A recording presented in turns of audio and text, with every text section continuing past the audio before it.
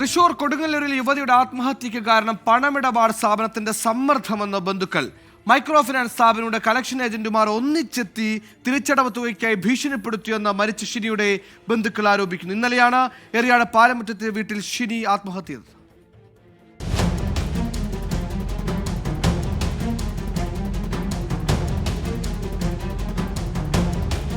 വ്യാഴാഴ്ച ഉച്ചയോടെ എത്തിയ കളക്ഷൻ ഏജന്റുമാരുടെ സമ്മർദ്ദം സഹിക്കാതെ ഷിനി കിടപ്പുമുറിയിൽ കയറി വാതിലടക്കുകയായിരുന്നുവെന്ന് സിനിയുടെ ഭർത്തൃപിതാവ് രമണൻ പറയുന്നു. ഉടൻ തന്നെ ഷിനിയെ ആശുപത്രിയിൽ എത്തിച്ചുവെങ്കിലും വ്യാഴാഴ്ച വൈകുന്നേരത്തോടെ മരിക്കുകയായിരുന്നു. വായ്പാ തുക തിരിച്ചടക്കുന്നതിലെ വീഴ്ച വന്നതിനെ തുടർന്ന് മൈക്രോ ഫിനാൻസ് സ്ഥാപനങ്ങളിലെ ജീവനക്കാർ ഷിനിയെ നിരന്തരം ശല്യപ്പെടുത്തിയിരുന്നതായി രമണൻ കുറ്റപ്പെടുത്തി.